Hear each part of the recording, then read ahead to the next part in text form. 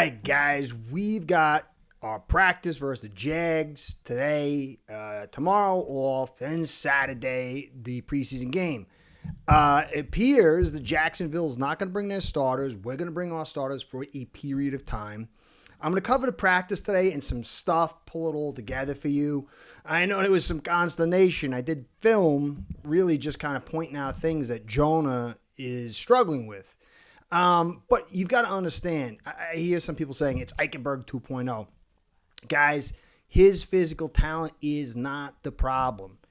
It's the technique, and I put more of the responsibility on the staff, moving him and not getting this stuff corrected in OTAs and mandatories. But this kid will make it. It's just a matter of time and when. The problem is we're really relying on him for this season. We need success this season, and that's where my consternation and concerns are. So don't get yourself too excited on it just yet. It's technique. Now, good news, what we saw today, Jags have an unbelievable edge crew, pretty good secondary, linebackers are good, and Patrick Paul is proving himself to be the truth. I want to get into that. Malik had a day. There was some injuries, and there's some other little news and notes I want to pull together for you today. So that's the whole deal. This is going to be interesting. I would like to have seen ones versus ones. I'd like to have seen our ones start last week and then give us an extra week for our starters to recover.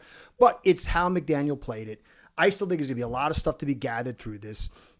We can watch Jonah and see if some of these technical things disappear. I did a talk with Greg Miney, who's a former coach, and he said this stuff could change overnight.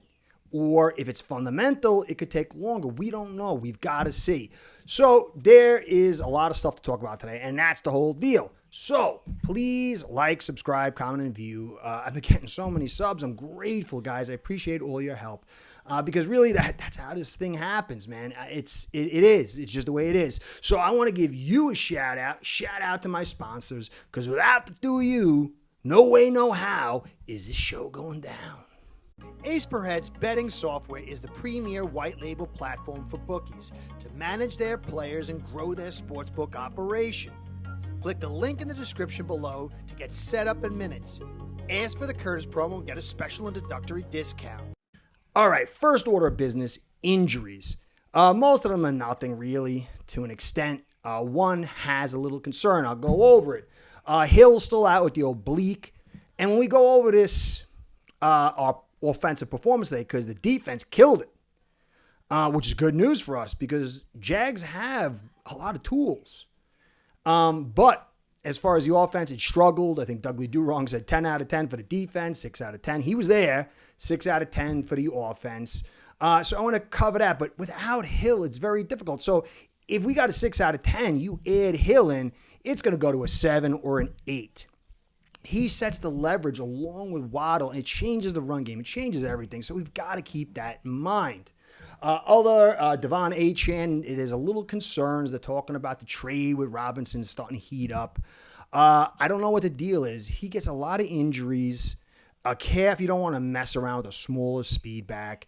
I'm hoping he's going to be here week 1. I've heard from people he is. They're just trying to get him ready for week 1. So that was another one. Kenneth Grant has been out for 2 days. McDaniel had his curious response of, like, even the toughest guys wouldn't be able to play or something to that effect. He wanted to play. I don't know what the deal is. We'll never know. We got to wait and see. But there's 2 weeks. 2 weeks. I hope he's okay. I'm sure it's good long-term, just short-term. Kendall Sherfield, soft tissue, is held out of practice. Ashton Davis got the boot off, so he's going to be closer than we thought. I thought it was mid-season, or even starting on IR. But it doesn't, I don't know. That's good news. Bonner, hamstring still out. Meyer, elbow. Matos, Jackson. Cornell Armstrong.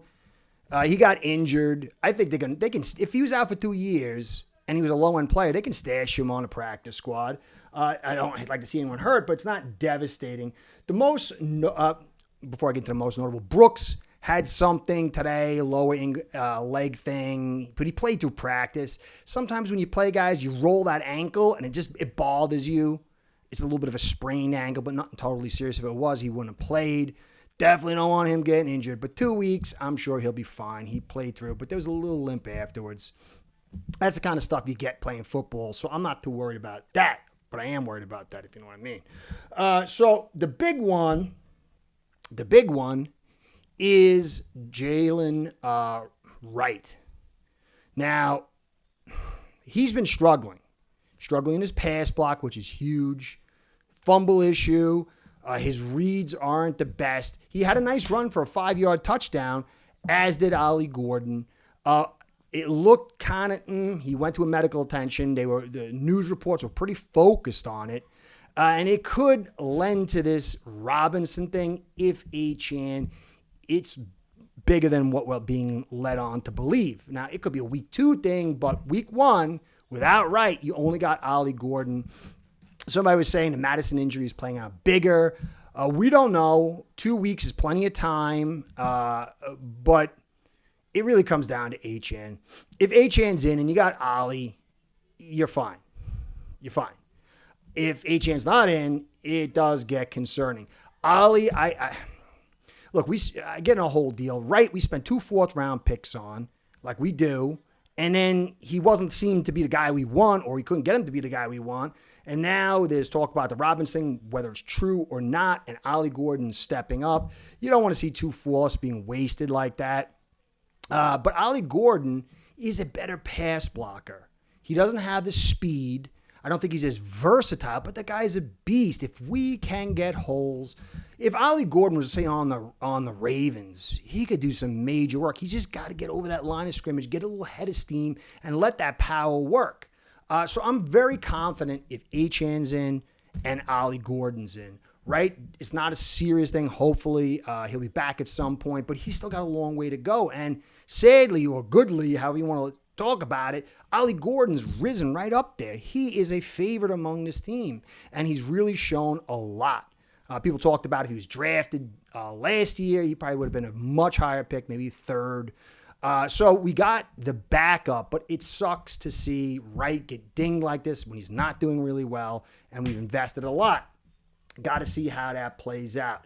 Now, to get into it, Paul just leveled Hines, Alan Hines, the edge player, unbelievable edge player in one-on-ones. When you go back and look at his film from this preseason, there's nothing you could want more from this guy going from where he was year 1 to year 2. I just liked him a ton. You know me, if you listen to me, power, strength, size. As long as you got enough athleticism, it covers over a multitude of sins. Paul looks like a guy for us. Come what may with McDaniel or Greer or whatever, you've got yourself a guy who clearly is going to be a tackle on some level, whether it's the right tackle for a right-handed quarterback or whatever, or maybe just the left tackle for a right-handed quarterback. You know what I'm saying? The run guy or the pass guy. We got the left-handed guy, so it gets confusing. But he is doing great. And I don't think we could do any better with Teron being out than Paul. There is the thing with Jonah. We need 4 guys to cover up that right tackle spot, which I'm not crazy about. But Paul has been a devastating force, a real guy for us, and Greer appears to have done the right thing. Now, Malik Washington had a day too. These are 2 guys. When you've got Hill and Waddle, I like Westbrook. I think he can do something. I like Taj Washington. I think he can do something. I like Eskridge. I think he could do something. But Malik Washington last year had a phenomenal season. And with Paul and Malik can really take advantage of all the coverage that's going to go to Hill and Waddle and do that inside work. We're playing, it appears, heavy 11 personnel, 3 wides. And so this is huge. You've got the tackle, it appears. You've got a 3-receiver complement, which allows you maybe to move off Hill next year and the guys in the background that we like. This is very good news. Now, Lawrence is not what he was billed to be. The offensive line got better. You look at their offensive line, it's improved. They've got Little, Cleveland, Macari, and Harrelson. this is a good offensive line. You got Brown, you got Thomas Jr. This is not an easy offense to stop. I think it was Minka picked them off, and maybe Jack Jones. Jack Jones had a pick, but it was me against him. But their offense struggled against our defense. And I know there's concerns about the cornerback group, but when you got a Sealer who thankfully is back, it was much shorter than we thought or were fearful of. You got Brooks and you got Minka. That's 3 levels of stars, and you wrap everything else around it. The Phillips, the Chubb, the Chop.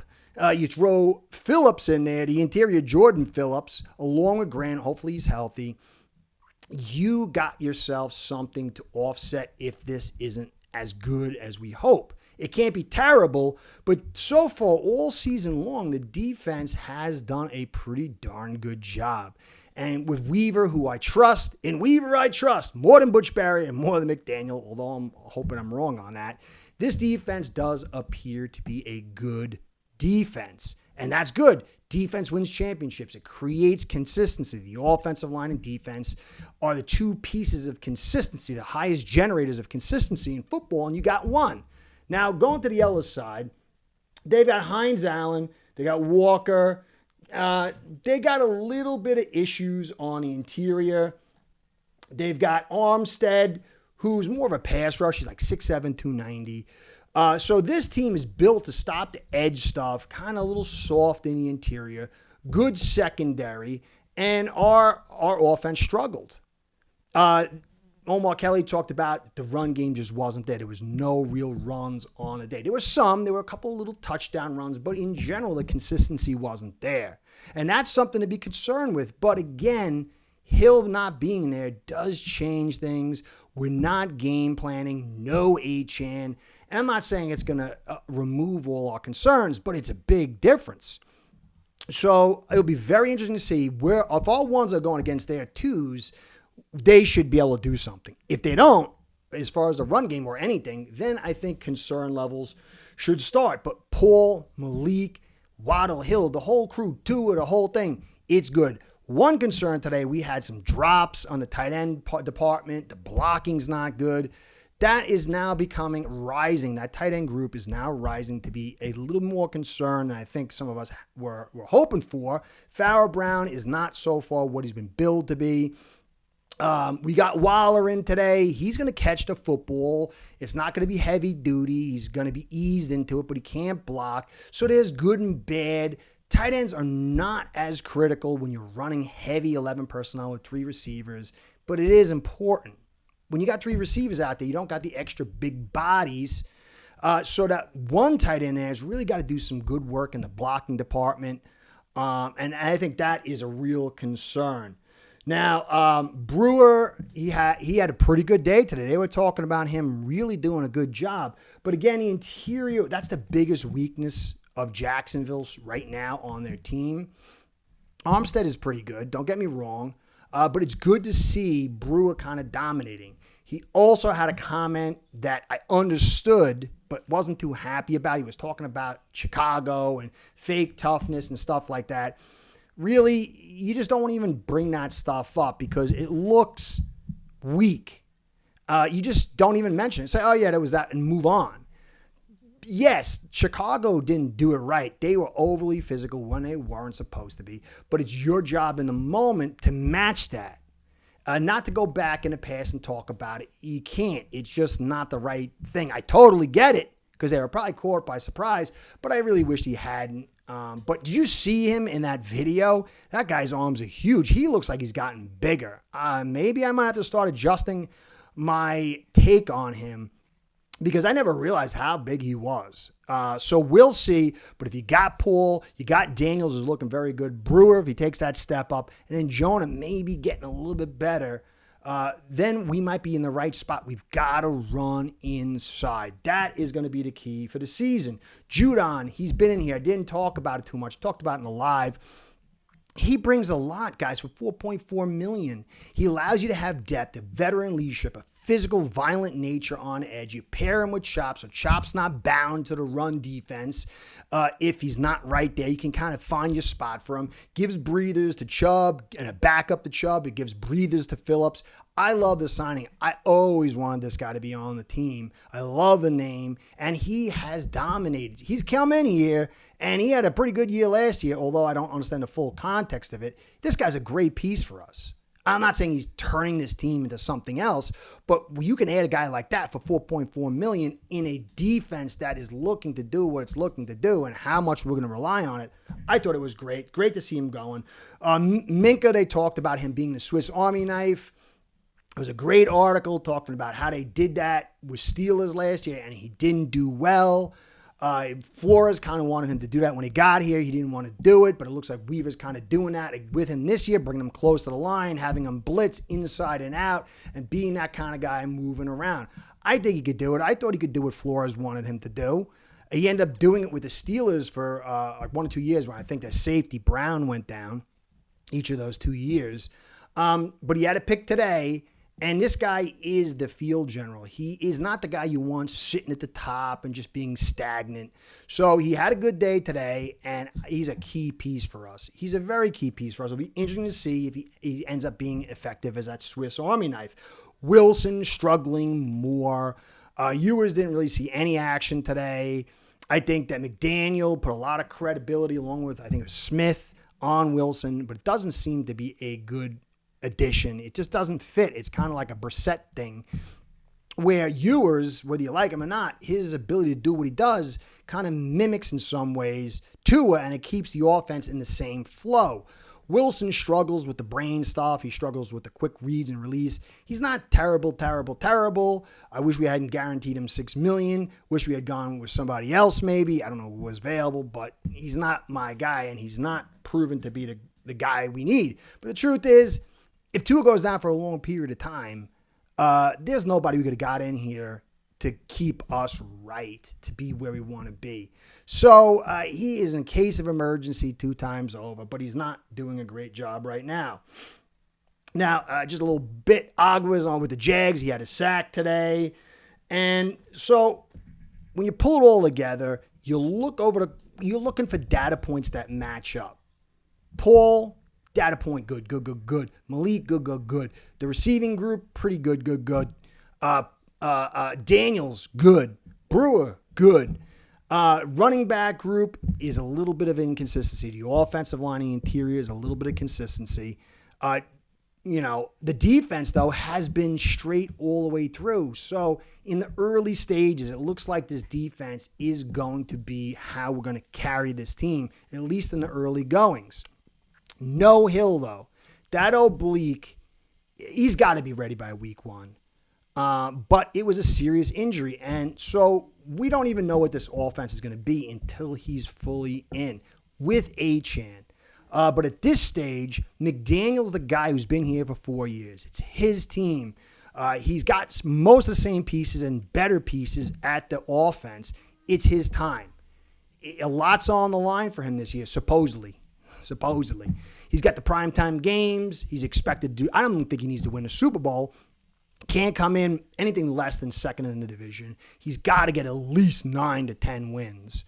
And his offense has got to play a part, because if that offense isn't, this defense, which I like, is going to get worn down. It's going to ask them to do too much with this thin cornerback group. So that's where we're at. We got to see what develops. We got to see when we put game plans in, how the confidence level rises, how certain guys, if they can keep doing what they're doing, other guys can step up. But right now, it's squarely on Tua, squarely on this offensive line, and squarely on McDaniel. Everything else seems to be in pretty good spot aside that cornerback group. But I think that Weaver's going to, what he's doing, he can cover it up pretty much. But you're going to need offensive production much better, at least 10 points more, 8 points more than last year. So this defense doesn't have to be a juggernaut. So that's where we're at, guys. Very interesting game coming up. We got guys like Phillips, the rookie, coming through. Grant has looked pretty good. We've got stuff on this team to be excited about. Does it all come together for what we hope? I don't know. We get one more data point before week 1 against the Colts. And crazy-eyed Daniel Jones. Which part of Two-Face do we get? Good Two-Face or the bad one? I don't know. We'll see. But it's here. One more place to stop off and to get our evaluations. So overall, there's a lot of stuff to like. A bunch of stuff that we're not certain about because of the way things developed. And there's a few concerns. So we'll see. Anyway, Curtis saying, be well, go Fins. Curtis out. Start building your own online sportsbook today by getting signed up with aceperhead.com service that'll allow you to book action on sports from all around the world.